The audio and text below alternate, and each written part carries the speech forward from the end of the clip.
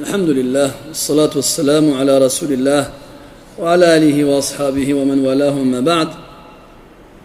إخواني الفضلاء، كعادتنا يوم الأربعاء نستأنف قراءتنا ودراستنا لهذه الأحاديث التي جمعها الإمام البخاري رحمه الله تعالى في الأدب المفرد، وقد وصلنا بفضل الله عز وجل إلى الباب 36 مع قراءة الحديث 70، وننتقل بعد ذلك بارك الله فيك إلى الباب الذي يليه الذي هو بعنوان صلة ذي الرحم المشرك والتهدية.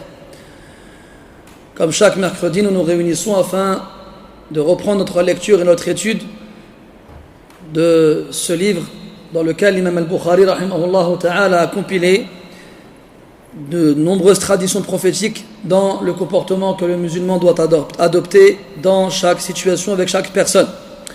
Et nous sommes arrivés grâce à Allah ta'ala au 36e chapitre la semaine dernière, et nous avons lu le 70e hadith. Nous passons donc au chapitre suivant qui a pour titre le fait de visiter le proche de la famille mushrik, donc associateur polythéiste, wa tahdiya, et le fait d'offrir des cadeaux. قال رحمه الله تعالى: حدثنا محمد بن سلام قال أخبرنا عبده عن عبيد الله عن نافع عن ابن عمر رضي الله عنهما رأى عمر حلة سيراء فقال: يا رسول الله، لو اشتريت هذه فلبستها يوم الجمعة وللوفود إذا أتوك. فقال صلى الله عليه وسلم: يا عمر، إنما يلبس هذه من لا خلاق له. ثم أهدي للنبي صلى الله عليه وسلم منها حلل، فأهدى إلى عمر منها حلة. فجاء عمر إلى رسول الله صلى الله عليه وسلم فقال: يا رسول الله، بعثت إلي هذه وقد سمعتك قلت فيها ما قلت. قال صلى الله عليه وسلم: إني لم أهدها لك لتلبسها، إنما أهديتها إليك لتبيعها أو لتكسوها. فأهداها عمر رضي الله عنه لأخ له من أمه مشرك. هذا الحديث سبق معنا في درس سابق، وقد ذكرنا منه عدة أمور، وإنما أعاد المؤلف رحمه الله تعالى ذكره في صدد عدة أبواب في معاملة المسلم قريبه إذا لم يكن من دينه. لذلك أعاد ذكر هذا الحديث في هذا الموطن، ولا حاجة إلى المزيد مما سبق ذكره في بيان معانيه، والله ولي التوفيق. Dans ce hadith-là, Omar ibn Khattab radiyallahu anhu a vu une parure de soie au marché. Alors il a proposé au prophète alayhi salatu wassalam de l'acheter afin de le porter le jour où il recevra les délégations des tribus arabes qui venaient le voir, et le jour du vendredi. Car le jour du vendredi, on nous demande de porter nos meilleurs vêtements, ainsi que lorsqu'on se rend à la mosquée. Et lorsque le prophète recevait les délégations des tribus arabes, il les recevait donc de la meilleure façon, que ce soit dans l'accueil ou même dans les tenues qu'il portait à ce moment-là. Alors il lui a répondu alayhi salatu wassalam: Ya Umar, ne porte ce genre de choses que ceux qui n'ont aucune part. Man la khalaqa lahu. Al khalaq qulna bi ma'na an-nasib. Al khalaq, ça veut dire une part. Et il fait référence ici à ceux qui n'ont aucune part dans l'au-delà. Man la khalaqa lahu fil akhirah. Donc Omar s'est abstenu d'aller plus loin.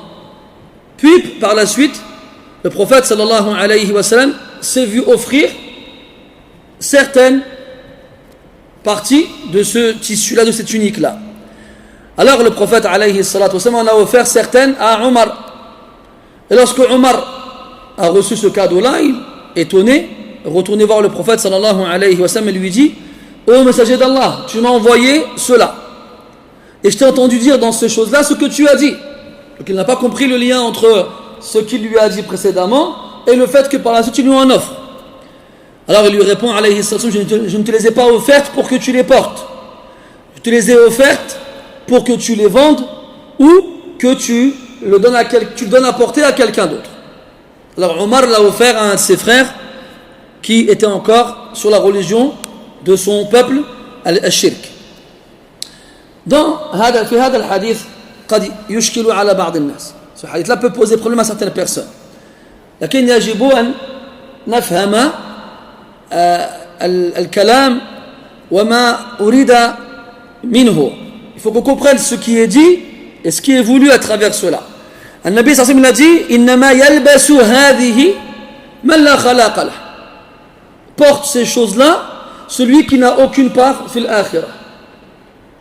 Donc ici il fait référence à deux types de personnes, ceux qui ne sont pas à l'islam et les hommes, parce que dans d'autres textes on sait que les femmes ont le droit de porter de la soie.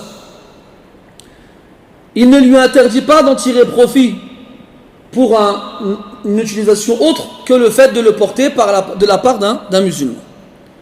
C'est pour cela qu'il lui offre par la suite. Omar radiallahu anhu n'a pas fait le lien. Lui, quand il a entendu que c'était pour des gens qui n'avaient aucune part fil akhira, il ne voulait pas. Il pensait que c'était interdit formellement et qu'on ne devait pas en tirer profit. Donc là, on comprend qu'il peut y avoir un jugement d'interdiction sur une chose pour une partie des gens, ce qui ne rend pas son utilisation interdite pour ceux pour qui ce n'est pas interdit. Et des choses qui sont interdites pour les hommes et qui ne sont pas pour les femmes. Des choses qui sont interdites pour les femmes et qui ne sont pas pour les hommes. Et ainsi de suite. Alors dans ce bab-là, kadalika, pour les enfants. يقول الشيخ الإسلام ابن تيمية رحمه الله تعالى يتوسع في حق الأطفال أو الصغار ما لا يتوسع في حق الكبار. On va avoir une certaine largesse, une certaine souplesse à l'égard des enfants, des petits, qu'on n'aura pas à l'égard des adultes. لأنهم غير مكلفين, parce qu'ils ne sont pas responsables de leurs actes. Donc il y aura certaines choses qui leur seront permises ou excusées ou tolérées qu'on n'acceptera pas pour les adultes. Et ça, malheureusement, aujourd'hui, beaucoup de gens ne font pas la part des choses. Notamment des gens qui croient bien faire, qui entendent et qui lisent des interdictions, mais qui pensent qu'elles s'appliquent aussi aux enfants, alors qu'elles ne s'appliquent pas forcément aux enfants. Alors on arrive avec des gens qui, en voulant bien faire, se retrouvent à retirer l'enfance aux enfants. Et les enfants, ils grandissent sans rien. Alors que dans alhamdoulilah, il y a beaucoup de choses qui leur sont tolérées, même si elles ne sont pas pour nous. Ala kulli hal, on ne va pas dans le détail, mais il faut faire la part des choses. Et cette sévérité qu'on a envers nous-mêmes, en tant qu'adultes, en tant que responsables de nos actes, ne doit pas avoir la même envers les enfants qui sont encore en train de découvrir la vie. On dit, les fuqaha يعرفون حد التمييز عند الصبي بأمرين بفهمه الخطاب وبرده الجواب. Les ulama, quand ils parlent de l'enfant et l'âge de discernement, ils lui donnent deux éléments qui nous permettent de le reconnaître. C'est quand on lui parle, il comprend ce qu'on lui dit, et quand il répond, sa réponse est cohérente à la question qui lui est posée.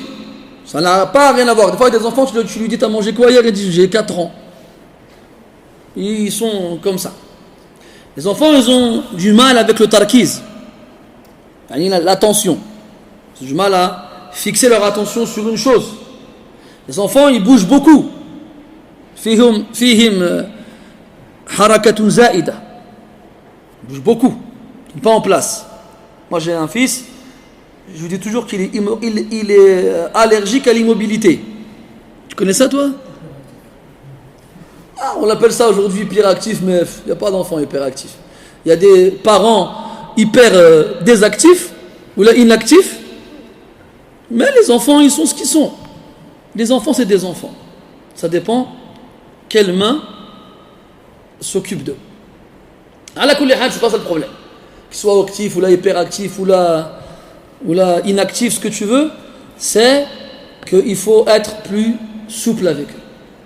Il faut être plus ouvert. Le Nabi sallallahu alayhi wa sallam, il laissait les enfants. Ali radiyallahu anhu, يروى عنه أنه قال دعوهم يلعبون حتى 8 من أعمارهم. Laissez-les jouer jusqu'à 8 ans. Quand ils auront 8 ans, tu commenceras à parler avec eux. On a vu des papas se disputer leurs enfants à la mosquée parce qu'ils bougeaient. C'est normal qu'il bouge. C'est un enfant qui ne bouge pas, c'est un enfant qui ne bouge pas, il est bizarre. C'est pas un enfant qui bouge.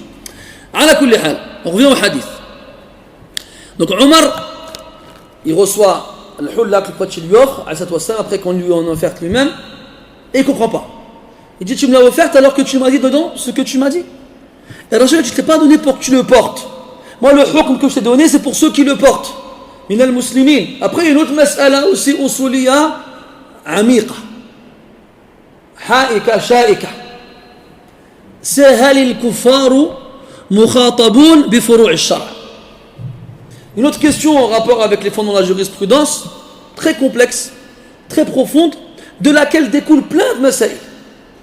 Est-ce que les non-musulmans sont concernés par ce qu'on appelle le discours religieux? C'est quoi le discours religieux? C'est l'awamir wa nawahi qui viennent d'Allah subhanahu wa ta'ala wa rasuluhu azza wa salam. Donc quand Allah dit dans le Coran, Ya ayyuhal ladhina amanu, sallu, zakku, sumu, hujju, ila akhirih. Est-ce qu'on va dire que ces ordres-là sont adressés aussi aux non-musulmans? Cette mas'ala, fiha khilaf bayna ahli al-ilm. Il y a une grande divergence à ce sujet-là chez les ulama. Il y en a qui vont te dire, non, eux, ce qu'on leur demande, c'est aslu al-shara'. C'est quoi aslu al-shara'? Al-iman wa al-tawhid wa al-istislam lillah azza wa jal. C'est avoir la foi, croire en Allah azza wa jal et se soumettre à lui. C'est la base, c'est ce qu'on leur demande. On ne va pas demander à un kafir, fais la prière 5 fois par jour, tant qu'il est kafir. On ne va pas lui demander de faire le jeûne du ramadan. On ne va pas lui sortir l'aumône tous les ans. Là, on ne lui demandera pas ces choses-là. Parce qu'il n'est pas concerné par le khitab al-shar'i, par le discours religieux. Allah qui s'adresse aux croyants, il dit Ya ayyuhal ladhina amanu. Donc lui, il n'a pas l'iman. Kayfa yu'na bi hadha al-khitab. Comment il pourrait être concerné par ce discours-là? D'autres ils ont dit non. Il est ma'ni bi hadha al-khitab wa mukhatabun bihi. Il est concerné par ce discours-là et il doit s'en acquitter. Mais eux, ils ne demandent pas ce qu'ils le fassent. المقصود من كلامهم هذا ليس أن يمتثل الكافر تلك الأوامر وأن ينتهي وأن يجتنب هذه النواهي. Leur but, c'est pas à travers cette parole-là que le kafir il fasse ce que le musulman il doit faire. Non. Ils disent en fait qu'en disant cela, toutes les obligations qu'il délaisse, يأثم عليها يأثم على تركها, il aura des péchés pour leur délaissement, et toutes les interdictions qu'il accomplit, il aura des péchés pour leur accomplissement. الفائدة الكبرى في بعد ذلك ما هي؟ أن يكون عذابه مضاعفا في الآخرة إن لم يشاء الله تعالى أن يهديه. C'est quoi le but final après cela? C'est que sa punition soit multipliée, son châtiment soit agrandi dans l'au-delà. On n'est pas là pour faire un tarjih. من نحن حتى نرجح مثل هذه المسائل. Mais en tout cas, dans tous les cas, Allah, quand vous retournez au kutub de Usul, il y a de quoi se frotter la tête. Vous voulez juste un fara', juste des exemples en rapport avec cette mas'ala. Cette mas'ala, c'est la base, et tout ce qui peut en découler. Ce qui arrive souvent pendant le mois du Ramadan en France, on a des musulmans qui ont des commerces, des restaurants, qui vendent à manger. Que ce soit de la restauration rapide, consommable sur place, ou autre. Et là, on fait plus référence à la restauration rapide. Est-ce que un musulman a le droit de vendre à manger à un kafir pendant le Ramadan? C'est la question qui revient tous les ans de la part de tous les commerçants qui sont concernés par cela. Alors, si tu vois le qawl que le kafir il est mukhatab bi furu' al-shar', que le mécréant est concerné par le discours religieux, tu lui diras la yajouz. Parce qu'Allah dit dans le Coran وَلَا تَعَاوَنُوا عَلَى الْإِثْمِ وَالْعُدْوَانِ. Parce qu'Allah dit ne vous entraînez pas dans le péché et la turpitude. Si tu vois le qawl qui ne sont pas concernés par le discours religieux, tu auras le haraj. Lui, on ne lui demande pas de jeûner. Pourquoi on lui interdirait de manger? Ça, c'est un nadar usuli. Je vais même aller plus loin. Est-ce que j'ai le droit de vendre du vin à un chrétien? Tu as le droit d'en boire. Alors si tu prends le premier qawl, il est concerné par furu' al-shara', tu ne le vends pas, parce que tu n'as pas le droit de vendre du vin, aslan. Si tu vois le deuxième qawl, alors tu as tu peux lui vendre. Maintenant, vous savez, nous aujourd'hui, notre génération on va dire les 15-20 dernières années, où la plupart des fatawas qui régissent notre vie de musulmans en Europe viennent d'Arabie ou de la péninsule arabique de façon générale. À savoir que la quasi-totalité des savants là-bas voient le qawl comme quoi ils sont concernés par le discours religieux. Donc c'est normal qu'on aura quasiment tout le temps les mêmes fatawas dans ces domaines-là. Après on va entendre des ulama d'Égypte ou bien du Maghreb. Quand je dis du Maghreb, je parle de la Mauritanie et je remonte. Ou bien même d'autres pays qui vont dire il n'y a pas de mal. Moi je me souviens, c'était mon premier hajj, c'était en 2002. J'étais à Médine, c'était la halqa d'un cheikh. Le cheikh est d'origine algérienne. Il donnait cours dans le masjid al-Nabawi. Et ils ont posé la question à un Américain qui travaillait pour une épicerie et qui dit est-ce que j'ai le droit de livrer de l'alcool aux Américains? Le cheikh il dit oui. Tant que ce n'est pas pour des musulmans, il peut. Moi, je ne croyais pas mes oreilles. Subhanallah. Inch'Allah al-Musta'an, c'est quoi ce cheikh-là? Je me suis levé, je suis parti. Mais ça, c'est parce que nous, on ne connaît pas le ilm. On ne connaît pas le ilm. Et nous, on reste sur la surface. Le cheikh, il ne va pas t'expliquer le mas'ala usuliya, les fuqaha, ils ont divergé sur khitab al-shar', il concerne qui, les kuffars, les musulmans, et l'akhiri. Il n'est pas, c'est de la fatwa adressée à des awam. Le ami veut savoir s'il a le droit ou il n'a pas le droit. Ce n'est pas un talib ilm qui doit apprendre des qawa'id. Alors, il va te dire, oui, il a le droit, parce que lui, derrière tout ça, il a déjà un avis sur la mas'ala en question. Et d'ailleurs, parmi les preuves de ceux qui ont ce qawl-là, c'est-à-dire qui disent que les kuffars ne sont pas concernés par khitab al-shar', ce hadith. Parce que nous, on lui apporte des ta'wilat, on lui apporte des interprétations, parce qu'il est, comment dire, il y a sourd fihi ta'wil, parce que ce genre de texte-là, on peut l'interpréter. Quand à la fin, il dit inni lam uhdiha laka litalbisaha innama hadaytuha ilayka litabi'aha aw litaksuha. Je ne te l'ai pas offerte pour que tu la portes. Je te l'ai offerte pour que tu la vendes ou que tu la donnes à quelqu'un pour qu'il puisse la porter. Quand nous on dit ils la vend à quelqu'un pour que ce soit une femme qui le porte, ou il va l'offrir à une femme, ou on peut très bien le prendre en tant qu'homme sans servir comme vêtement. Ça, c'est des ta'wilat possibles. C'est des ihtimalat, plus précisément. Des suppositions. Mais ce n'est pas forcément ça. Hatta une qaïda qui dit إذا وجد الاحتمال بطل به الاستدلال. Quand la supposition elle est possible, l'argumentation elle ne l'est plus. Parce qu'il y a on peut lui donner plusieurs sens possibles. Et c'est le principe du khilaf. C'est quand tu as un nas, même s'il est sahih, il n'est pas forcément sarih. Et le nas chez les fuqaha, c'est ma la yahtamilu ta'wil. Le nas en français, on traduit comme étant un texte clair, sans ambiguïté ni autre sens possible.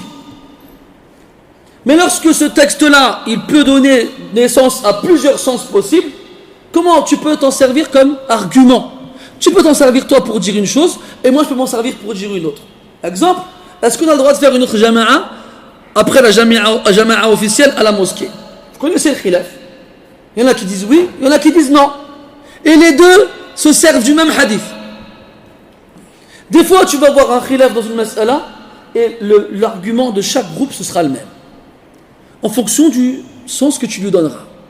Maintenant, il y a les qawa'id, il y a les nusus, c'est-à-dire les règles, et les textes, et il y a enfin, et ça c'est min aqwa al-adillati wal-hujaj al-amal. Et parmi les arguments les plus forts, c'est la pratique. Comment les salafs, ils ont appliqué ces textes-là. Et là, wallah, mes frères, accrochez-vous vos chachiyas. Parce qu'il y en a des surprises. Celui qui peut ouvrir des livres comme Musannaf ibn Abi Shayba, Musannaf Abd al-Razzaq al-San'ani, ou bien encore Sunan al-Kubra al-Bayhaqi, ou des livres de ce genre-là, Allah yara hajab al-hujab. Bal yakadu ta'ajjubuhu la yanqadi, wa la yantahi. Quand tu vas voir des choses à ce sujet-là, et je ne te parle pas de atba' tabi'in, non, de sahaba. Al-muhim, dans tous les cas, il y en a, ils vont te dire oui, mais akhi, c'est un ijtihad de sahabi, il a akhiri. Ça, c'est toi qui dis ça. Maintenant, le qawl du sahabi, chez beaucoup d'ulama, c'est une hujja. Quand il n'y a pas d'autre hujja à côté, comment tu fais? C'est pour ça que quand tu veux étudier une divergence, tu dois au préalable connaître les fondements et les règles de chaque cheikh. Sinon, tu ne vas pas comprendre pourquoi ils sont rentrés en divergence à la fin. Parce qu'il y en a qui vont voir que le qawl du sahabi, c'est une hujja, c'est un argument, à certaines conditions. D'autres qui vont dire que ce n'est pas un argument. Le sahabi, c'est un bashar min al-nas, yukhti'u wa yusib. Donc, ils ne vont pas prendre son qawl en compte. Donc, avant de juger les arguments, il faut savoir sur quelle base se base le savant. Et là, tu comprends à quel point le ilm, il est profond. Et que ce n'est pas une question juste d'argument seulement. Ça va beaucoup plus loin que ça. Et c'est aussi, à travers ça, tu comprends qu'il ne faut jamais se précipiter. تستنكر القول عند سماعك إياه لجهلك بتلك القواعد التي يجري عليه كثير من أهل العلم. Des fois tu vas entendre un qawl, tu vas dire mais n'importe quoi. Pas plus tard que ce matin, j'ai lu une riwaya rapportée attribuée à l'imam Ahmed rahimahullah ta'ala, qui dit que le musulman qui est marié à une chrétienne, eh ben, il la laisse boire du vin. Il la laisse boire du vin parce qu'elle a le droit de boire du vin dans sa religion. Et attendez, c'est pas fini. Et s'il le faut, il doit lui acheter. C'est une riwaya chez l'imam Ahmed rahimahullah ta'ala. Faut pas vous dire il a raison, il a tort. Mais moi, une fois, je regardais une émission sur une chaîne, je ne sais pas si je peux dire musulmane ou arabe, je veux dire arabe, Inch'Allah. Muhim. Et voilà, il y avait un cheikh qui répondait à des questions, et on lui a posé cette question-là. Est-ce que le musulman marié à une chrétienne, non, c'était un musulman marié avec une chrétienne, et il voulait divorcer parce que justement sa femme, elle buvait du vin. Et le cheikh, il lui dit non, pourquoi? Laisse-la, elle a le droit, elle. C'est sa religion, elle a le droit. Et même tu dois lui acheter. Je fais Allah al-Musta'an, c'est quoi ce cheikh là? Encore un qui fait n'importe quoi, qui dit n'importe quoi. Allez, mais autre chose. Mais un Texas Walker Ranger, c'est moins pire. C'était un dimanche après-midi à l'époque, il y avait lui. Et subhanallah, 20 ans plus tard, tu bouquines comme ça. Et Allah, l'imam Ahmed, il dit ça, tu vas lui dire quoi? Allez, c'est bon, on va pas l'imam Ahmed. Ajib. Souvenez-vous. Man kathura ilmuhu qalla i'tiraduh. Wa man qalla ilmuhu kathura i'tiraduh. Plus tu as de la science, moins tu t'opposes. Moins tu as de la science, plus tu t'opposes. Et tu comprends à la fin, derrière toutes ces choses-là, pourquoi on nous dit la inkar fi masail al-ijtihad. C'est pour ça qu'on nous dit à la fin que les masail où les savants ils font l'ijtihad, tu ne peux pas faire de inkar. Tu ne peux pas. Encore moins faire un tabdi' ou bien du tafsir. Comme c'est le cas aujourd'hui. Aujourd'hui, on badda', ça veut dire on dit des gens ils sont innovateurs pour des avis fiqhi, juridiques, qui existent min qadim al-zaman. Qui existent depuis longtemps. عجيب هذا إن دل على شيء فإنما يدل على سعة الجهل وعدم العلم نعوذ بالله من الغرور. Ça indique, si ça indique quelque chose, ça indique la largeur de l'ignorance et l'absence de science. Et là, c'est pire encore que l'ignorance basique qu'on appelle jahl al-basit. C'est l'ignorance superposée. Jahl murakkab. يجهل بأنه جاهل بل يحسب أنه يعلم. Il ignore. Qu'il ignore, pire que ça, il croit qu'il sait. ولا حول ولا قوة إلا بالله. إذن هذا الحديث, dans ce hadith-là, il y a beaucoup d'ahkam fiqhiyya qu'on peut déduire. الشاهد فيه, c'est que Omar radiyallahu anhu l'a offert à son frère qui n'était pas musulman. Son frère qui était encore à la shirk. Après son frère, qu'est-ce qu'il en a fait? On ne sait pas. Est-ce qu'il l'a offert à une femme de sa famille? Est-ce qu'il s'en est servi comme nappe, comme rideau? Est-ce qu'il l'a vendu? Est-ce qu'il l'a porté? On peut donner toutes ces suppositions au texte. Elles sont toutes possibles. أما الجزم بشيء من ذلك يتطرق أو يفتقر إلى دليل ولا دليل هناك. Si on veut prétendre une de ces suppositions-là, on a besoin d'une preuve. Il n'y a pas de preuve. À moins de ramener une riwaya qui rajoute un détail supplémentaire comme quoi le frère de Omar il a fait ci, il a fait ça. Allahu a'lam. Mais sans ça, on ne peut pas faire ces choses-là. Al-Muhim, on a dit, شاهد الحديث باعتبار عنوان الباب صلة ذي الرحم المشرك والتهدية. Comment garder des liens avec des proches de la famille mushriki, des gens qui adorent autre qu'Allah Azza wa Jal quand même, c'est pas rien. Et là tu comprends aussi الجمع بين الآيات والأحاديث. Quand Allah Azza wa Jal nous dit يا أيها الذين آمنوا قاتلوا الذين يلونكم من الكفار وليجدوا فيكم غلظة واغلظ عليهم. الغلظة, la sévérité, la dureté. Comment la comprendre هذه الغلظة? Puis parler avec eux, leur tourner le dos, être méchant, être... Parce que si c'était le cas, pourquoi Omar ou bien ils offrent des choses à leur famille qui ne sont pas musulmans? هذه لابد من التفكير فيها. Il faut bien réfléchir dans ces choses-là. Parce qu'il y a les textes, il y a le contexte, et il y a la façon dont ces textes-là ils sont appliqués.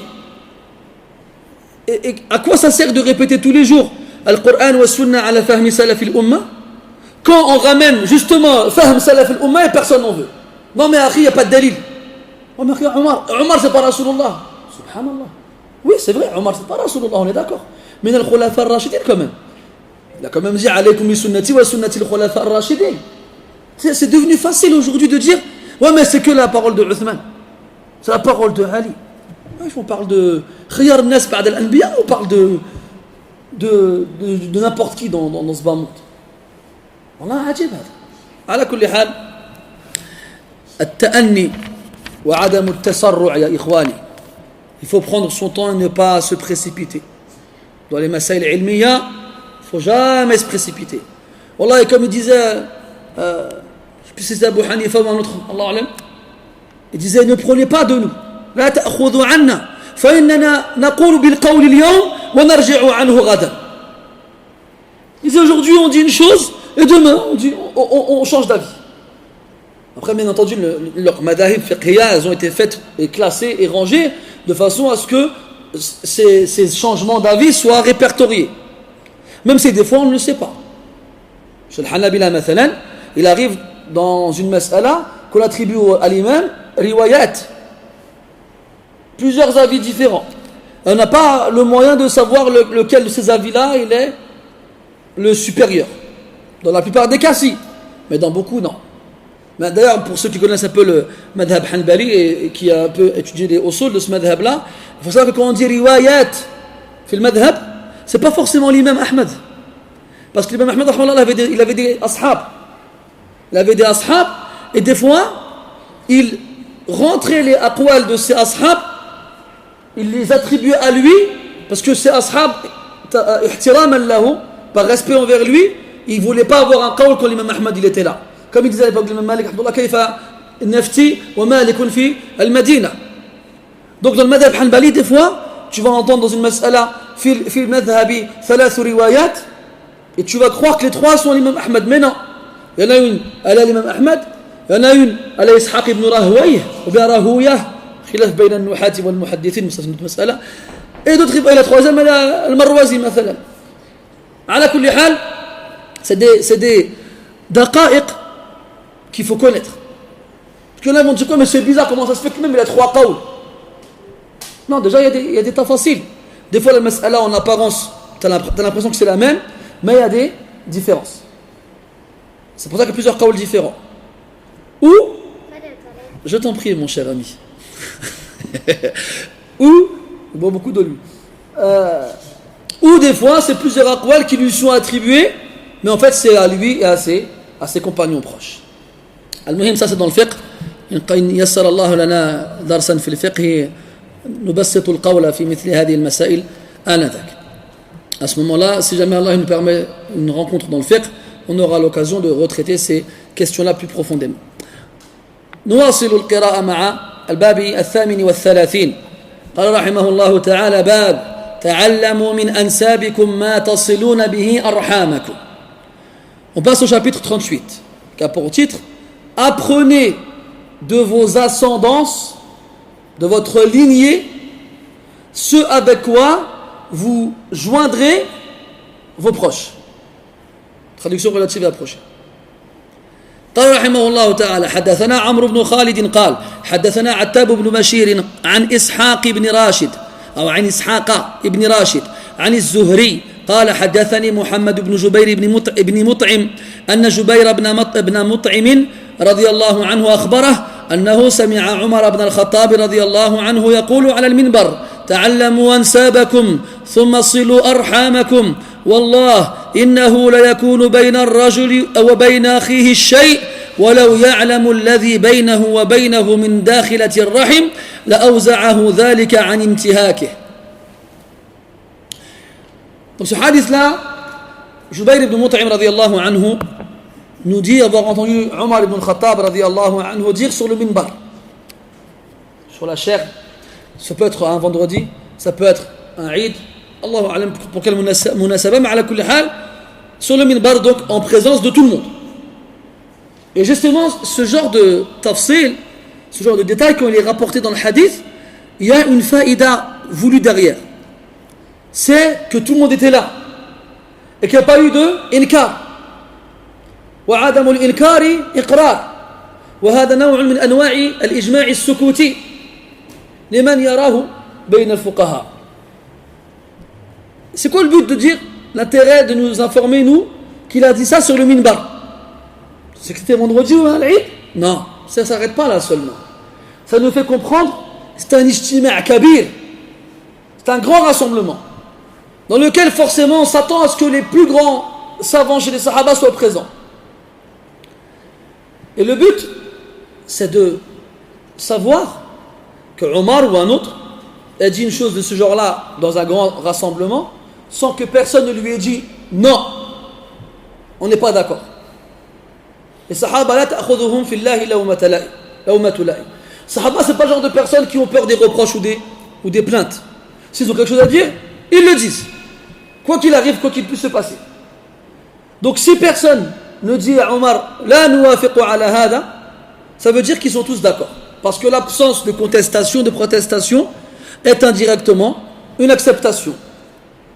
Au point où certains savants ont divisé le ijma', le consensus, en plusieurs types. Parmi ces types-là, le ijma' silencieux, le consensus silencieux. C'est quand les gens savent ce qui a été dit sans exprimer un désaccord. Donc indirectement, ça veut dire qu'ils sont d'accord. Mais attention, le ijma' sukuti n'est pas accepté par tous les fuqaha aussi. Il y a des fuqaha qui l'acceptent, d'autres qui ne l'acceptent pas. Pour eux, un ijma', il faut que tu exprimes ton accord. Ils vont dire qu'il y a peut-être des raisons qui ont poussé la personne à ne pas exprimer son désaccord. Et c'est à partir de là aussi que tu auras des masaïl où les fuqaha ils vont diverger. Donc c'est bien de connaître usul al-fiqh pour comprendre le khilaf. Et pour que tu saches que le khilaf il ne se passe pas seulement sur un texte. Nous on a trop ce réflexe-là. C'est quoi le dalil? Mais ça ne s'arrête pas là. Il y a le dalil, l'istidlal ou le madloul. Ou bien un dilala si tu veux. Il y a la preuve, l'argumentation et l'indication de la preuve. Qu'est-ce qu'elle indique cette preuve-là? Nous avec notre raison, comme il l'appelle, cartésienne, on reste en surface. Il y a un madhab, je ne sais pas si on peut l'appeler comme ça, zahiriya. On prend le texte en surface. On ne rentre pas en profondeur. Et bien nous, sans le savoir, on a hérité de ce madhab-là.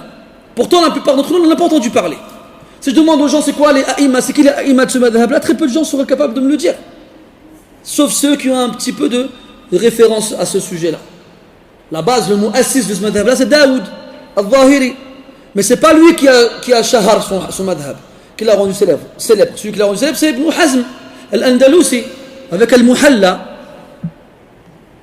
Et après, on en a eu d'autres. Soit ils se revendiquaient Zahiri, soit ils ne se revendiquaient pas, mais on comprenait à travers leur mawaqif, leur position qu'ils l'étaient. Comme Shawkani, par exemple. Quand tu lis la muqaddima de Nail al-Awtar, c'est le sharh d'un livre qui s'appelle Multaqa al-Akhbar. Multaqa al-Akhbar, c'est un livre écrit par Abu al-Barakat al-Majd ibn Taymiyyah, le grand-père de Abd al-Halim ibn Abd al-Salam, Abu al-Abbas ibn Taymiyyah, rahmatullah alayh. On l'appelle al-Hafid, le petit-fils. c'est son grand-père. Il a écrit un kitab, c'est des hadiths fil ahkam, ala al-madhab al-hanbali. C'est-à-dire qu'il a rapporté des hadiths. C'est un peu, si vous voulez, pour comparer, un équivalent du Muwatta de Imam Malik, rahimahullah ta'ala. Ça veut dire que c'est un livre où on réunit des hadiths dans le madhab hanbali, qui justifie les ahkam dans le madhab hanbali. D'accord? Shawkani, il est venu et il a pris Muntaqa al-Akhbar, il en a fait un sharh. Il a appelé Nail al-Awtar. Nail al-Awtar.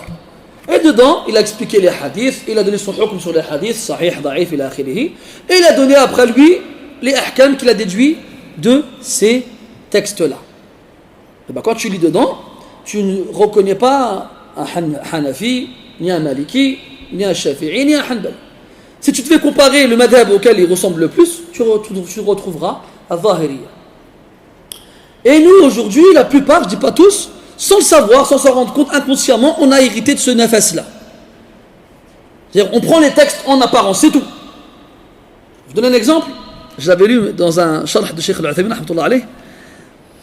On discutait avec des frères, et il y a un frère qui a éternué pendant la prière. Après la prière, je lui dis, tu sais que tu aurais pu dire Alhamdulillah pendant la prière. Alors il y en avait un parmi nous, il dit, c'est quoi le dalil?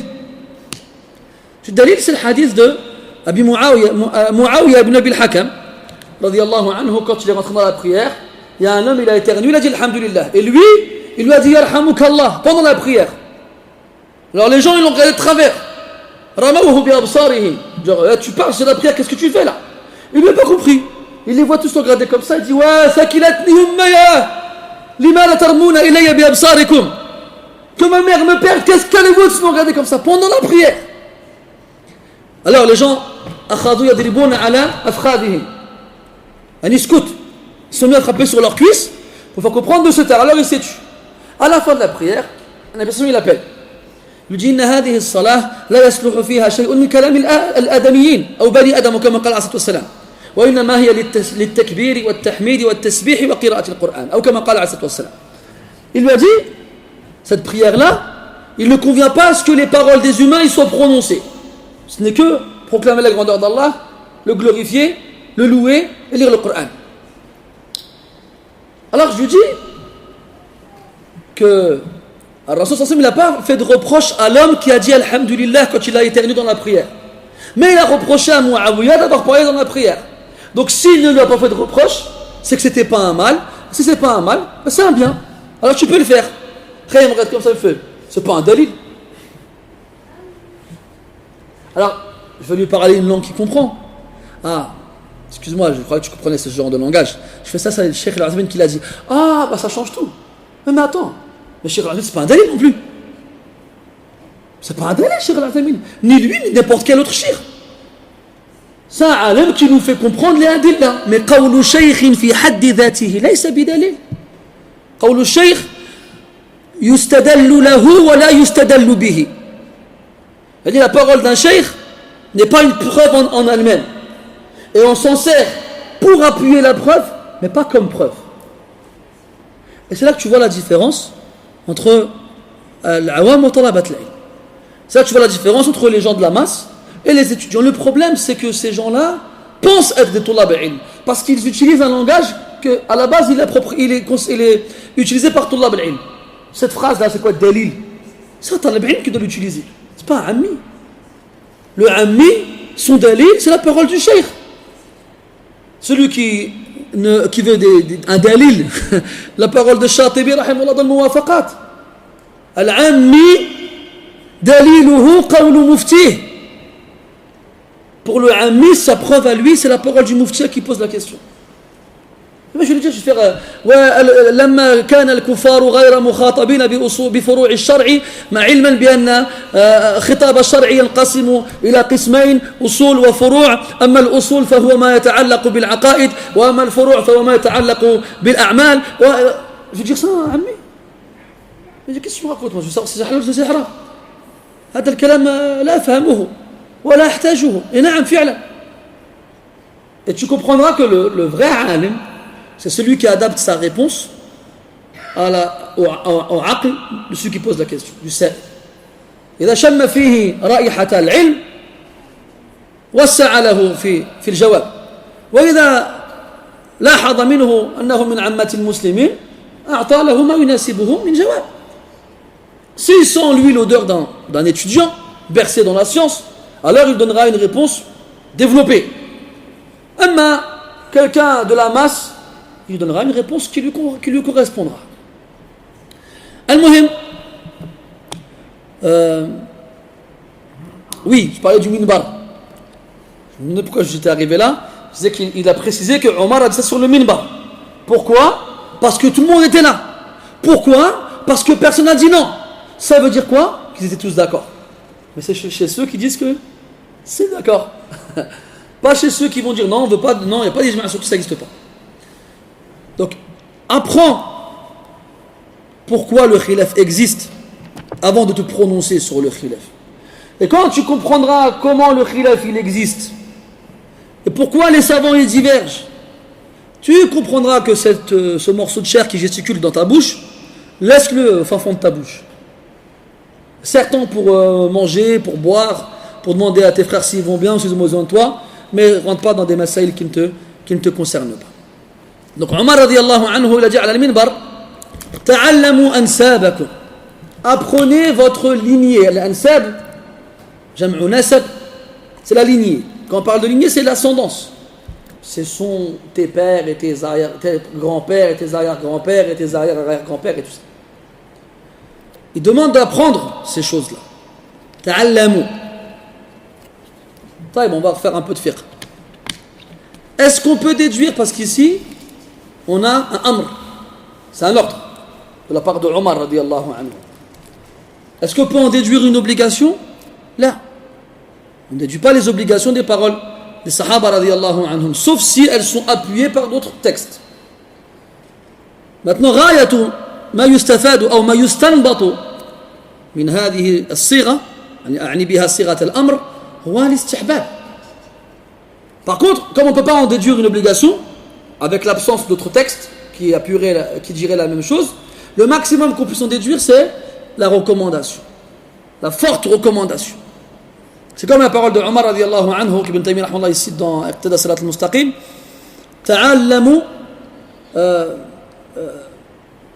تعلموا العربية فإنها من دينكم. وقال أيضا تعلموا العربية فإنها تزيد في العقل. Ils apprenez l'arabe car elle fait partie de votre religion. Et là tu fais un petit qiyas rapide. Comme on doit apprendre dans notre religion ce qui nous est obligatoire, ce par quoi on est concerné, et que le moyen pour apprendre notre religion c'est la langue arabe, al-wasa'il laha ahkam al-maqasid, les moyens ont les mêmes jugements que les objectifs, alors il est obligatoire d'apprendre la langue arabe. Il dit aussi, apprenez la langue arabe car elle rajoute dans l'intelligence.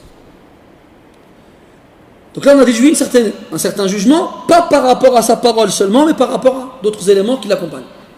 Ici il dit, ta'allamu ansabakum, apprenez vos lignées. Si on se base que sur ça, on dira mustahab. Mais attends, il dit quoi? Thumma silu arhamakum, puis joignez vos liens de parenté. C'est quoi le hukm de silatul ar-rahim? Wujud, à certains degrés bien entendu. Attention, là celui qui m'aurait dit fihi tafsil la kana musiban fi ijabatihi, c'est le genre de cas où tu aurais dit wajib, je t'aurais dit khata. Tu m'aurais dit mubah, je t'aurais dit khata. Quand tu m'aurais dit fihi tafsil, je t'aurais dit asabt. Fihi tafsil, c'est wajib pour les usul, et plus tu t'éloignes, plus le wujub il disparaît. Ala kulli hal, thumma silu arhamakum. Donc si apprendre sa lignée, c'est un moyen de joindre ses liens de parenté, alors ça aura le même jugement que la finalité. Ça sera alors obligatoire. À un certain degré. À un certain degré. ثم قال والله il a juré par Allah, إنه ليكون بين الرجل وبين أخيه الشيء. Par Allah, alaykoum salam. Par Allah, il se peut qu'il y ait quelque chose entre un homme et son frère. ماذا يقصد بالشيء؟ النزاع، الشقاق، المخاصمة. هذا الأمر الذي يفرق بين الرجل وأخيه. C'est un conflit, une querelle, une dispute. Il peut y avoir une querelle entre un homme et son frère, une dispute, qui les éloigne les uns des autres. Puis il dit وَلَوْ يَعْلَمُ الَّذِي بَيْنَهُ وَبَيْنَهُ مِنْ دَاخِلَةِ الرَّحِمِ. Mais s'il savait les liens de parenté qu'il y a entre eux, si on rentre en profondeur, la أوزعه ذلك عن انتهاكه. أوزعه أي كفه ومنعه. لكفه ذلك يعني هذه الصلة التي بينهما منعته من أن يهجر أخاه لهذا السبب التافه. Si on savait les arham, nos liens, non pas nos arham, nos ansab, pardon, nos ascendances, nos lignées, et qu'on a des querelles entre eux, mais qu'on se rappelle que, ah oui, mais lui c'est le fils de lui, de lui, de lui, de lui, de lui, et à un moment ou à un autre, un de ses pères et un des miens, ils sont frères. Donc on est cousins, à un certain degré. Et là tu comprends quoi? Tu comprends que non seulement tu dois connaître ton nasab, mais tu dois connaître celui des autres aussi. Tu dois connaître celui des autres. Nous aujourd'hui on fait une erreur.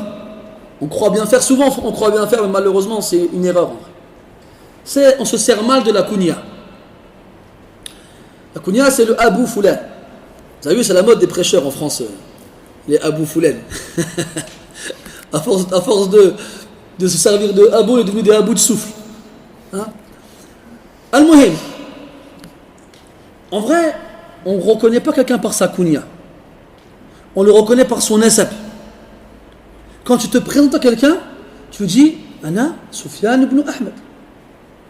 Ahmed ibn Man, ibn al-Habib, ibn Man, ibn Ahmed, ibn Man, ibn Aqq, ibn Man, ibn Thami, ibn Man, ibn Moussa. Bref, on va pas aller non plus jusqu'à la fin. Mais un shahid, c'est en remontant dans ton nasab qu'il va il va à un moment va dire ah je le connais lui. Imagine-toi chaque fois qu'on se rencontre, fais-moi mon père. Fais mais attends, ton 8e grand-père, c'est le même que le mien. Subhanallah, on est frères toi et moi. Moi je connais un frère, il est de Biskra. Hein, pour ceux qui ne sont pas algériens, c'est au port du désert en Algérie.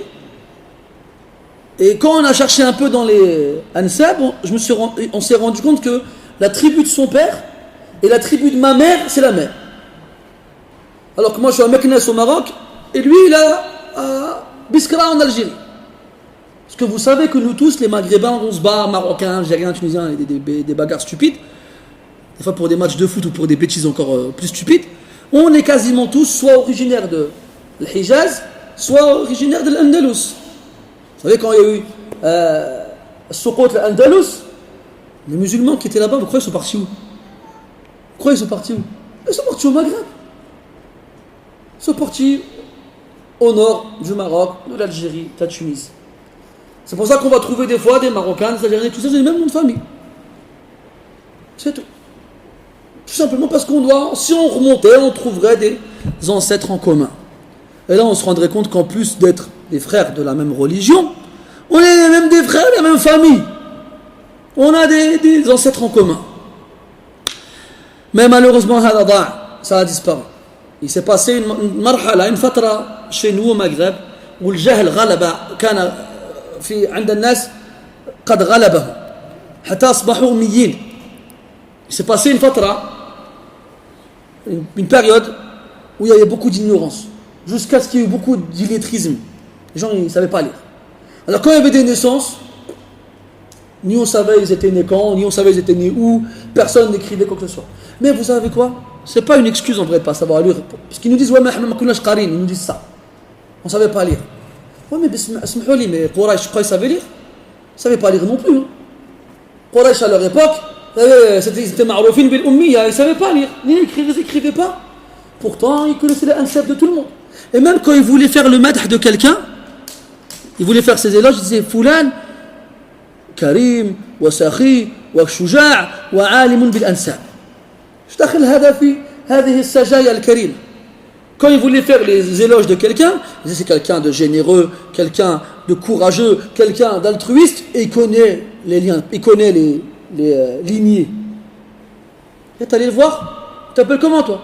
Foulan. Ton père il s'appelle comment? Ah d'accord, c'est le fils de fils. Il connaît tes arrière-grands-parents, il les connaît aussi. Ça faisait partie des qualités des gens. Et il y a encore, ils sont très rares aujourd'hui. Ils existent encore dans nos pays. Ils appellent An-Nassabin. C'est des gens, c'est leur spécialité. Il y en a un, il est au Koweït. Il s'appelle Abdelaziz Al-Ouaid. C'est un Nassab. Il connaît les Ansab du Maghreb.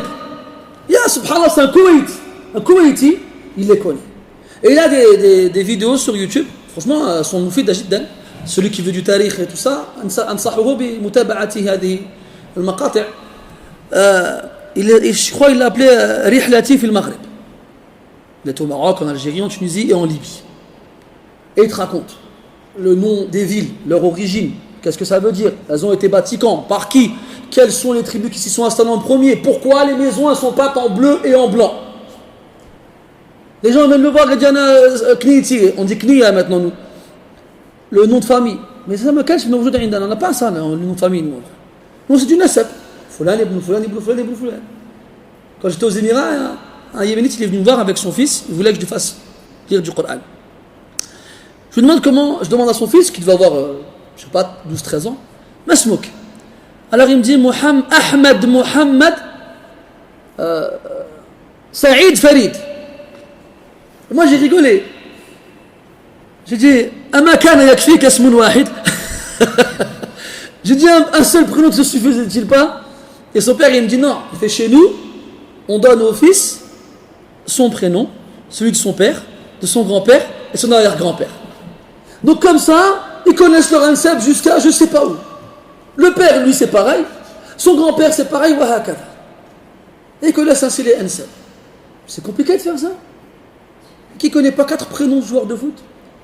Voilà les 4 mousquetaires, gars. Ouais, les 4, je sais pas moi. N'importe les 4 tortues ninja. Tu te rappelles les tortues ninja? Al-Muhim, des groupes de 4. Avec des noms qu'on connaît et qu'on a retenus. Tu ne peux pas retenir 4. Moi, je suis d'origine du Sahara. Et une fois, j'ai rencontré un Sahraoui du Maroc. Il me dit, tu viens d'où? Je dis, nos origines à nous, c'est Goulmima, pas loin de Rachidia, pour ceux qui connaissent au Maroc. Il me dit, t'es un Sahraoui? Je dis, ouais. Il me dit, alors tu dois connaître 8 de tes grands-pères. Je dis, moi, je ne connais pas 8. Moi, je connais mon père et mon grand-père, c'est tout. T'es pas un vrai Sahraoui. Les vrais Sahraouis, ils en connaissent au moins 8. J'étais triste. Comment ça je peux faire Sahraoui? Je suis parti voir mon père, je sais comment s'appellent tes pères et tout ça. Si quand ils ne savaient pas, j'allais voir mes oncles. Et jusqu'à on a trouvé 8. Et il a yomina hada, et j'ai encore la niya de quand je dirais Bidnina ta'ala, je retournerai là-bas, chercher ce qu'on appelle le shajara, l'arbre, pour connaître par cœur jusqu'au dernier. Qu'on puisse trouver. Le plus ancien. Hada sharaf. C'est un honneur de savoir on est le fils de qui. Comme il disait Sha'ir kayfa al-yatimu bi ghayri abin yas'adu. Comment l'orphelin sans un père il peut être heureux? L'orphelin il est triste. Même si tu as un père, mais tu sais pas il s'appelle comment, tu sais pas c'est qui. Fa'anta bi manzilati al-yatim. C'est comme un orphelin. Alors on a beau chercher des excuses à nos parents, à nos grands-parents, au pays qui malheureusement ils ont vécu une époque où ils ne faisaient pas attention à ces choses-là. Mais quand même, il y a eu de la négligence. Il y a eu de la négligence. S'ils avaient fait un effort, ils auraient pu conserver ces choses-là. قدر الله ما شاء فعل. المهم الشاهد ثم صلوا أرحامكم. تعلموا أنسابكم ثم صلوا أرحامكم. Apprenez vos lignées, puis joignez vos liens de parenté. Pourquoi? Parce que des fois, tu vas discuter avec quelqu'un, shaitan haris ala التفرقة بين الناس المسلمين. الشيطان c'est son travail. العلم بالفائدة في قوله تعالى وما يعلمان من أحد حتى ويتعلمون منهما ما يفرقون به بين المرء وزوجه. Ils apprennent d'eux يعني هاروت وماروت ce avec quoi ils séparent l'homme de zawjuhu. Zawj c'est la partie d'une paire. Dans une paire on est deux. Un couple si tu veux. Zawj c'est un des deux conjoints. À la base, al-mutabadir ila dhihn, c'est al-rajulu wa imra'atuh. C'est l'homme et sa femme. Alors l'épouse, on l'appelle zawj aussi. Wa ya Adam uskun anta wa zawjuka. Pas dire wa zawjatuka. Même si on peut dire zawjatuka, mais al-ghalib, عند العرب الأولين, c'était zawj pour parler de la femme. Et on se sert aussi de zawj pour les gens qui sont pareils. Pour les gens qui sont pareils. Quand on voit des gens qui sont ensemble, qui se ressemblent en apparence, qui ont la même façon de penser, la même façon de voir les choses, on dit hada zawju hada, parce qu'ils forment un couple, même si ce n'est pas un homme et une femme. والدليل على هذا قوله تعالى احشروا الذين ظلموا وأزواجهم. احشروا الذين ظلموا وأزواجهم. Rassemblez ceux qui ont été injustes, وأزواجهم, leurs épouses. Là, c'est pas leurs épouses. يعني من كانوا على مثل ما كانوا عليه, من كانوا على شاكلتهم, ceux qui étaient comme eux, يعني الظالمين, c'est-à-dire rassembler الظالمين ensemble, ça veut dire ça, الظالمين et ceux qui étaient comme eux, ولو لم يتلبسوا بالظلم, même s'ils n'ont pas fait du ظلم, لأن الساكت على الباطل مثل صاحبه كأنه موافق له على ما يفعل. ومن ذلك يقال الساكت عن الحق شيطان أخرس, وهذا ليس بحديث كما يزعم البعض ينسبونه للنبي صلى الله عليه وسلم ولم يروى عنه ولو بطريق ضعيف. D'ailleurs on dit à ce niveau-là, pourquoi on dit qu'ils sont pareils, ils sont, même s'il n'a pas fait du dhulm, Allah il a dit rassembler ceux qui ont fait de l'injustice, wa azwajahum, et leurs compères, leurs compagnons. Pourquoi il n'a pas dit al-zalimin tout court? Parce que si il avait dit al-zalimin tout court, on aurait compris tous ceux qui ont fait du dhulm. Mais là il y a une faïda zaïda, il y a un intérêt supplémentaire. Pourquoi il a utilisé cette expression-là? Pour nous faire comprendre qu'à partir du moment où ils étaient comme eux et avec eux, même s'ils n'ont pas fait du dhulm, eh ben, ils doivent être ressuscités avec eux, ils doivent être rassemblés avec eux. On va dire non, on n'a pas fait du dhulm nous. Oui, mais vous étiez avec eux, vous avez fait comme eux. Si vous n'avez pas fait comme eux, je veux dire, vous étiez d'accord avec ce qu'ils faisaient et vous leur donniez raison. فأنتم مثلهم أعوان الظلمة, أعوان الظلمة هكذا. Donc الزوج c'est pas seulement l'épouse, c'est celui qui est comme toi. Donc à partir de là, le shaitan, on a dit, il fait tout ce qu'il peut pour séparer les azwaj. Les premiers, c'est l'homme et sa femme. Et ensuite, c'est les frères. Les frères entre eux, les sœurs entre eux. Les musulmans, quand le shaitan il voit des musulmans, ils s'entendent bien, alhamdoulilah, sur la même longueur d'onde, ils se respectent, ils se pardonnent, il n'aime pas ça. Alors lui, il veut les séparer. Alors il fait grandir quelque chose de minuscule et il s'en sert pour séparer les gens. Alors les gens, ils se tournent le dos, ils ne se parlent plus. Alors qu'ils sont musulmans, on leur interdit cela. La yahjuru al-muslimu akhah fawqa thalath. Le musulman ne doit pas quitter son frère au-delà de 3 jours. Puis, si il dit وَلَوْ يَعْلَمُ الَّذِي بَيْنَهُ وَبَيْنَهُ مِنْ دَاخِلَةِ الرَّحِمِ لَأَوْزَعَهُ ذَلِكَ عَنْ امْتِهَاكِ. Si il savait les liens qui les unissent au niveau familial, ça l'aurait empêché de ne pas respecter son frère. La awza'ahu an intihakihi, an adam ihtiramihi. Ça l'aurait empêché de lui faire du mal qui a été la cause de leur séparation. Mais ça, c'était un zaman où les gens respectaient les liens de parenté. Aujourd'hui, c'est son frère, min akhihi, min abihi wa ummihi. Wa lam yamna'hu dhalika min intihakihi. Et ça n'empêche pas de lui faire du mal. Qu'est-ce qu'on doit dire alors de ceux qui n'ont pas de lien de parenté qui les unissent? يقول بعد ذلك كلاما أو يروي بعد ذلك عفوا كلاما ينسب لابن عباس قريب وشبيه بما ذكره عمر رضي الله عنه. قال رحمه الله حدثنا أحمد بن يعقوب قال أخبرنا إسحاق بن سعيد بن عمرو أنه سمع أباه يحدث عن ابن عباس رضي الله عنهما أنه قال احفظوا أنسابكم تصلوا أرحامكم فإنه لا بعد بالرحم إذا قربت وإن كانت بعيدة ولا قرب بها إذا بعدت وإن كانت قريبة. وكل رحم آتية يوم القيامة أمام صاحبها تشهد له بصلته إن كان وصلها وعليه بقطيعة إن كان قطعها. Ici Ibn Abbas radiallahu anhuma, aussi dans la même lignée que Omar radiallahu anhu, demande aux gens d'apprendre leur lignée, leur ascendance. D'ailleurs, il ne faut pas non plus croire que ça c'est propre aux musulmans. Je me rappelle, j'ai connu des frères convertis, je leur demandais comment leur père il s'appelait. Et il me dit, pourquoi tu veux savoir ça? Pour savoir ta lignée. Il me dit, mais c'est pas un musulman, et alors? Tu crois que 80%, pour pas dire plus, des pères des sahaba n'étaient pas des musulmans? Est-ce que pour autant on a effacé leur lignée? Et si leur père était des musulmans, leur grand-père ne l'était pas. Les rares compagnons dont toute la famille s'est convertie, à part Abu Bakr radiallahu anhu, sont très rares. Donc si, dis-nous combien ton père il s'appelle. Il peut s'appeler Albert, il peut s'appeler Gérard, il peut s'appeler Richard, il peut s'appeler ce qu'il veut, le muhim, qu'on sache t'es le fils de qui. Qu'on sache t'es le fils de qui. Donc, ihfadhu ansabakum, apprenez vos lignées. Tasilu arhamakum, ainsi vous joindrez vos liens de parenté. فإنه لا بعد بالرحم إذا قربت وإن كانت بعيدة. يعني il n'y a pas de comment on dit loin, de longueur, pas de longueur, distance, ouais.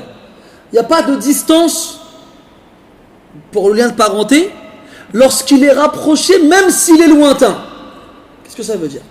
Ça veut dire que moi, quand je connais mes ansab, et je connais le tien, je connais mon ansab et je connais le tien, on peut être loin par nos ansab à partir du moment où ils se retrouvent quelque part, qurribat, elles sont rapprochées.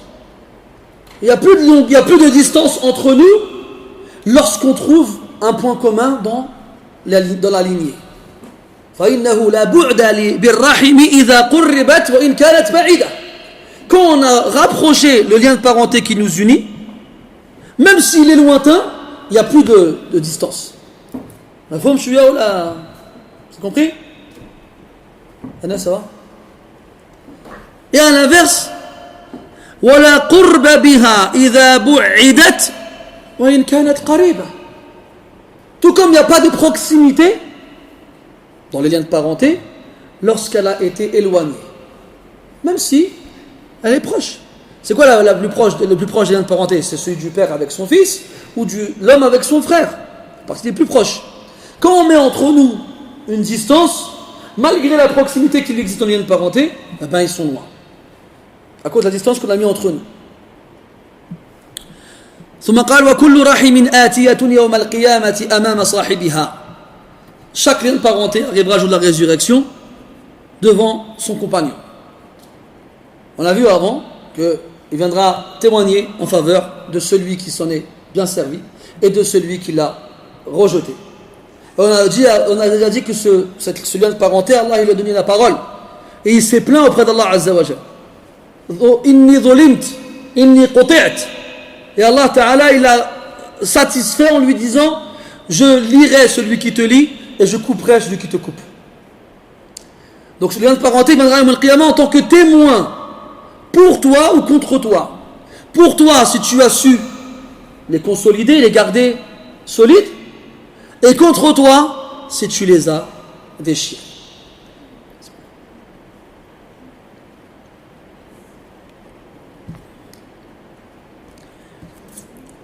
Et Al-Bukhari rahimahullah ta'ala, comme on est dans Silatul Rahim, il est en train de nous ramener toutes les personnes qui sont concernées par Silatul Rahim. Et là il est en train de nous faire comprendre dans ce bab-là que le moyen de connaître ces arham al-ba'ida, c'est bita'allum al-ansab. Le moyen de connaître les gens qui ont des liens de parenté lointains avec nous, c'est en connaissant nos lignées. Donc il est en train de nous faire comprendre à travers cela que à partir du moment où il y a un lien commun entre nous, il y a un bir qui doit être là. Il y a un bir qui doit être présent. Si je me rends compte qu'on a au 13e grand-père, on a quelqu'un en commun, eh ben khalas. T'as un haq sur moi, j'ai un haq sur toi. Et alors on doit s'unir. Et on doit se donner les uns aux autres ce qu'on doit se donner dans ces contextes-là. Après, il va aller encore plus loin que ça, rahimahullah ta'ala. Il va rentrer al-mawali. Al-mawali, هم العبيد اللاتي أو الذين اعتقتهم مواليهم أو أسيادهم فأصبحوا معتقين لكن ينسبون إلى أصحابهم ويرثون منهم. هذا هو تعريف المولى. المولى, c'est un mot qui revient souvent dans les nusus. Et ça te montre l'importance de connaître ثقافة العرب, la culture des Arabes de l'époque, pour comprendre ce genre de choses-là. Al-Mawla, c'est le nom qu'on donne à un esclave qui a été libéré, qui a été affranchi, mais qui reste sous la responsabilité de sa famille, si on peut l'appeler comme ça. Avant, c'était son propriétaire, après, il devient membre de la famille. Pourquoi il devient membre de la famille?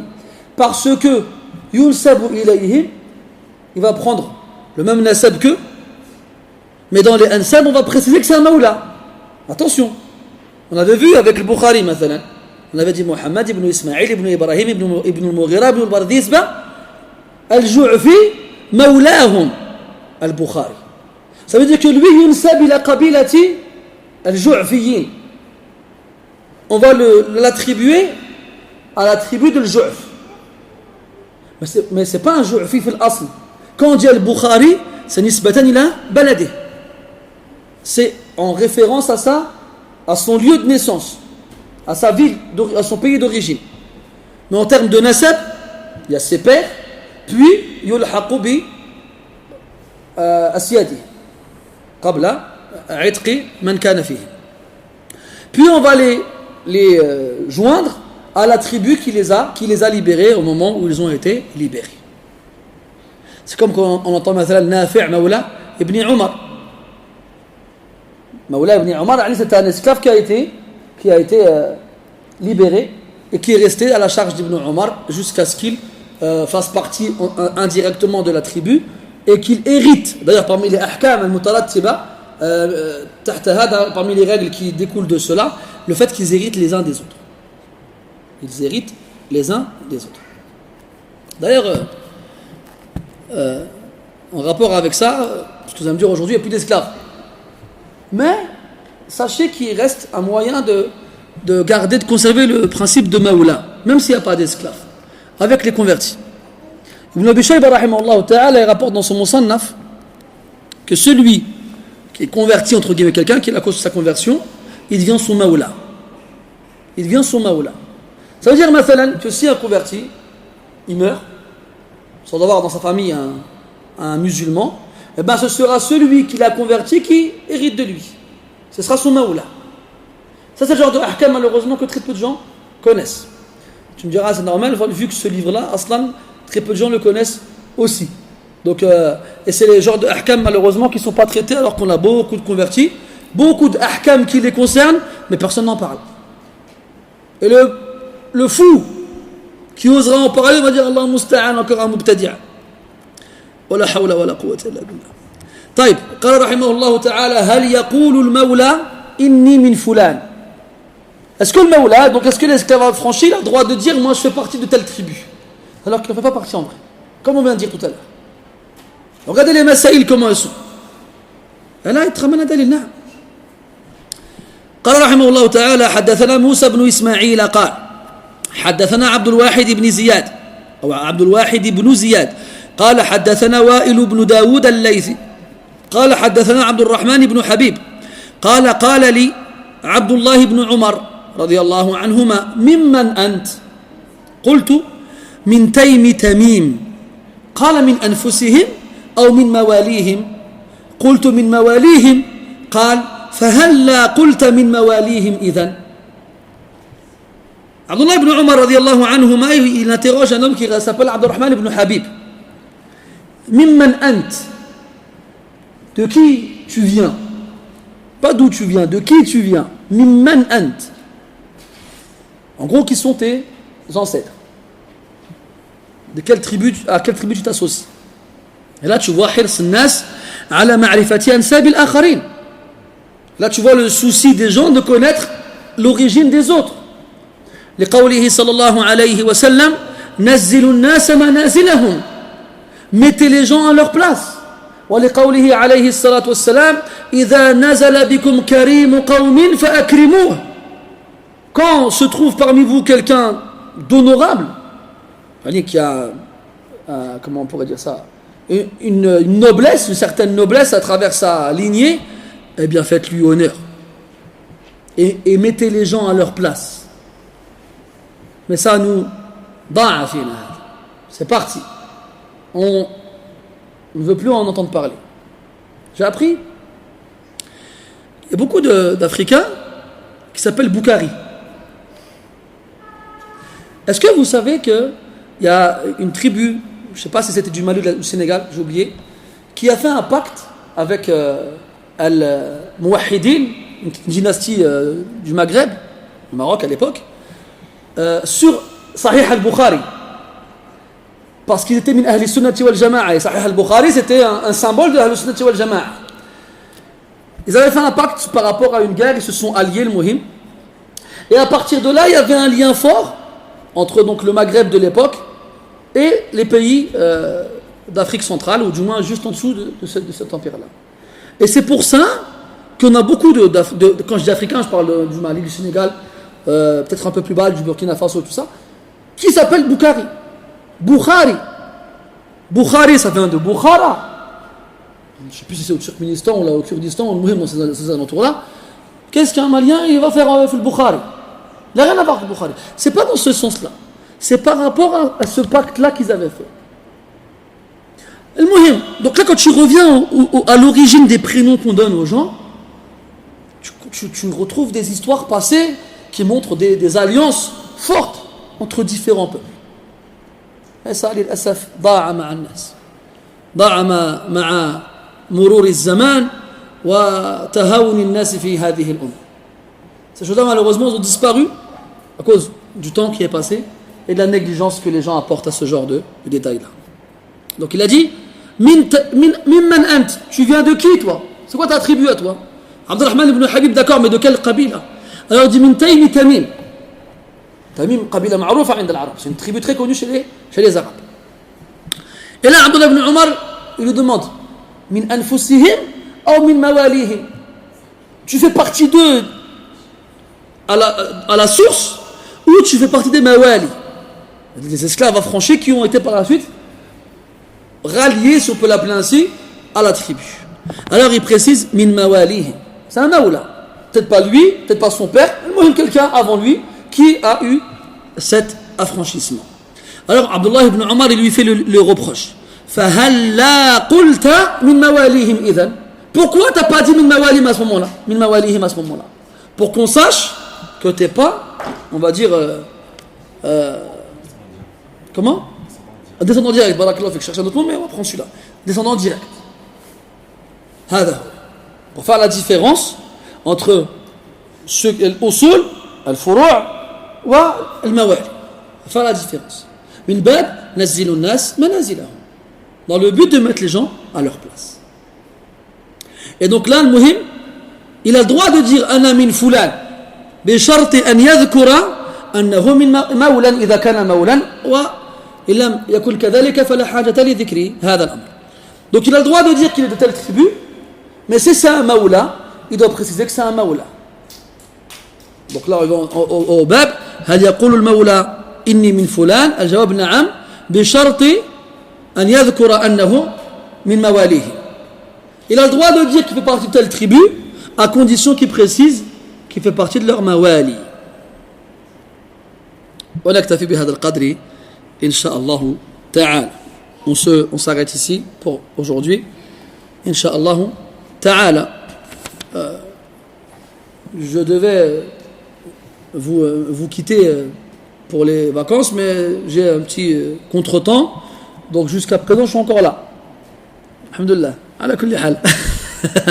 Ala kulli hal, quoi qu'il en soit, donc tant que je ne vous ai pas dit que c'est le dernier cours pour l'instant, eh ben les cours ils continuent. Donc continuez de faire l'honneur de votre présence, barakallahu fikum. Je me sens moins seul avec vous. Est-ce qu'il y a des questions? عبد العزيز العويد. عبد العزيز العويد. الحسب والنسب. النسب عرفته.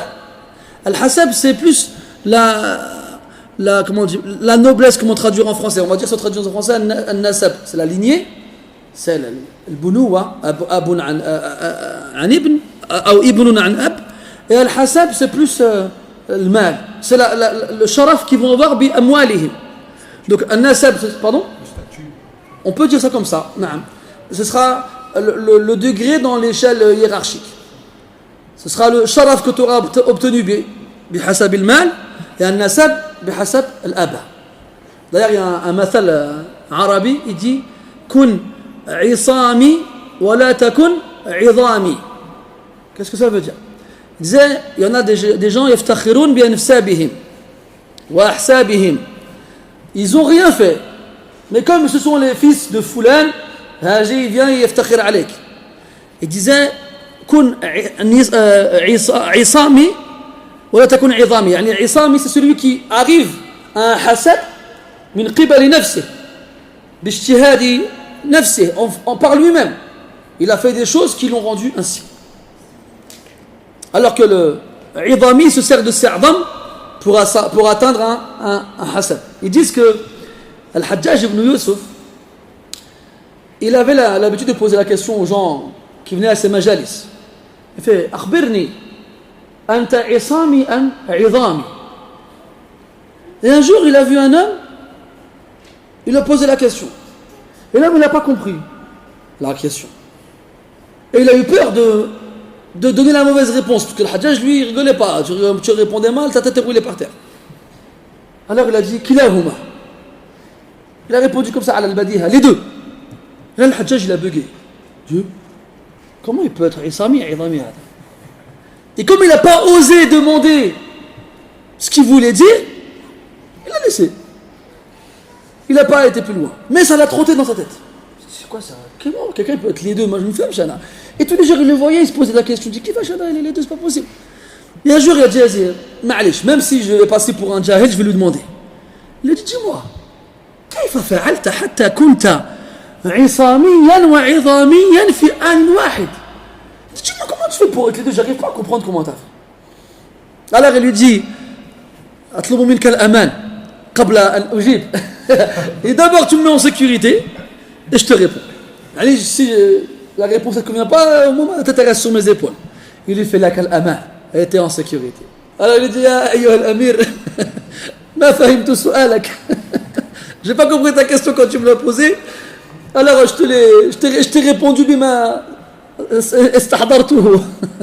Alors ça a fait rire, il a laissé partir. الشاهد الحسب والنسب, c'est, on va dire, الشرف الذي يبلغه الإنسان بآبائه وأجداده, هذا هو النسب.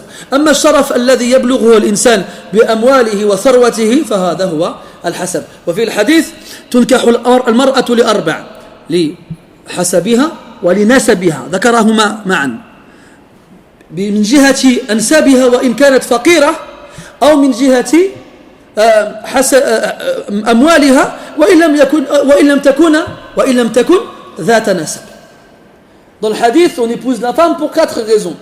Elle a évoqué dans les 4 la beauté, donc la beauté, al-hasab, la richesse, al-nasab, la lignée. Parce que tu peux avoir une grande lignée et être pauvre. Tout comme tu peux être riche et ne pas avoir de lignée. Donc الذي يجمع بينهما فاق غيره. وإلا إن اقتصر الواحد منا على شيء منهما فأحسنهما وأعظمهما هو النسب لا الحسب. Donc celui qui a les deux, il sera supérieur aux autres. Al-hasab wa al-nasab. Mais si on doit se contenter d'un seul, al-nasab il est meilleur que al-hasab. Wallahu a'lam. C'est tout. سبحانك اللهم وبحمدك اشهد ان لا اله الا انت نستغفرك ونتوب اليك وصلى الله على نبينا محمد وعلى اله واصحابه اجمعين والحمد لله رب العالمين وبارك الله فيكم.